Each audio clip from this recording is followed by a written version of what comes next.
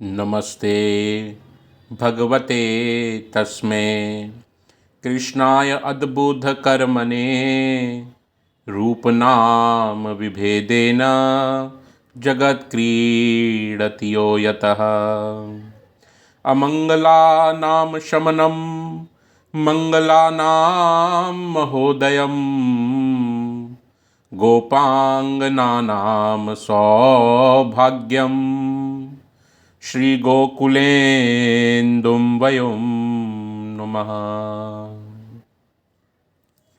एक प्रश्न हमारे सामने आता है कि इस कलिकाल में, इस वर्तमान समय में ऐसे वो कौन से स्थान हैं जिनका अगर हम आश्रय ले लें तो हमें महाप्रभु जी का सहज साक्षात अनुभव इस समय में प्राप्त हो जाए, महाप्रभु जी का सानुभाव हमको प्राप्त हो जाए। तो क्या हमारे वार्ता साहित्य में, हमारे साहित्य में ऐसा कोई वर्णन हमको प्राप्त होता है, ऐसे कुछ स्थानों के बारे में हमको प्राप्त होता है जिन स्थानों का आश्रय करने पर हमें महाप्रभु श्री वल्लभाचार्य जी का सानुभाव, साक्षात अनुभव इस करार काल में भी सहज रूप से प्राप्त हो जाए। तो आइए आज हम बात करते हैं वैसे ही उन स्थानों की जिनका आश्रय लेकर हमें महाप्रभु जी का सहज साक्षात अनुभव प्राप्त होता है। गुरु के वचनों में, हमारे वार्ता साहित्य के ग्रंथों में हमें इन स्थानों का परिचय मिलता है। तो सबसे प्रथम जिसका आश्रय लेकर आपको महाप्रभु जी के श्री चरणों का सानुभाव प्राप्त हो सकता है वो तो सबसे पहले महाप्रभु जी का नाम है, क्योंकि नाम और नामी, इन दो में कोई भेद नहीं है। नाम के आश्रय से नामी आपके अधीन हो जाता है, ऐसा हमारे शास्त्रों का मत है। इसीलिए हम भगवान के नाम का सुमिरन करते हैं, क्योंकि नाम का सुमिरन करते करते नामी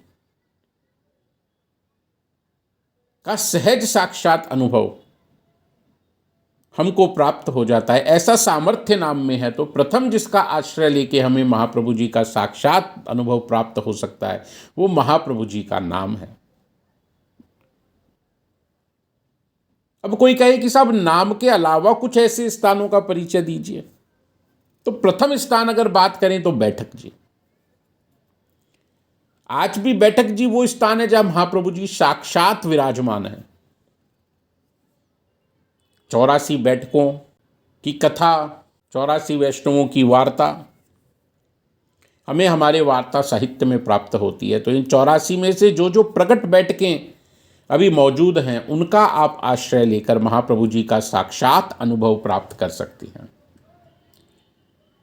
द्वितीय स्थान, मान लीजिए कोई कहे कि अब बैठक तो हमारा जाना नहीं होता, बैठ के अलग अलग स्थानों पर हैं, तो दूसरा स्थान ग्रंथ में, ग्रंथों की शरण लेकर, षोडश ग्रंथ की महाप्रभु जी ने रचना करी, इसके अलावा अन्य ग्रंथों की भी रचना करी है।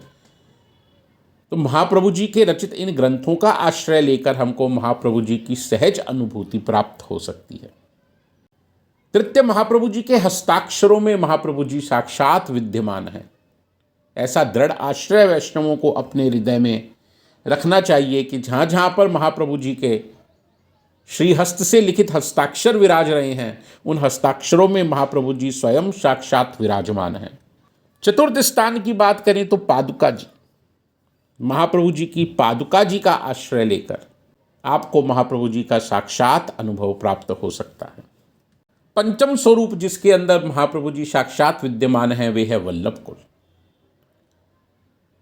आचार्य चरण ने अपना महत्तम अपने कुल में स्थापित किया, तो श्री वल्लभ कुल के बालकों का आश्रय प्राप्त करके हमें महाप्रभु जी की सहज अनुभूति सरल रूप में प्राप्त हो सकती है। जहाँ जहाँ पर भी वार्ता साहित्य में इसके हमको काफ़ी सारे प्रसंग भी मिलते हैं कि जहाँ जहाँ महाप्रभु जी की आज्ञा से पुष्टि पुरुषोत्तम की सेवा विराजमान हो, जिन जिन घरों में वल्लभ कुल की आज्ञा से ठाकुर जी विराजमान हैं और ठाकुर जी की सेवा अनवरत चलती है, वहाँ महाप्रभु जी स्वयं साक्षात सदैव विद्यमान रहते हैं।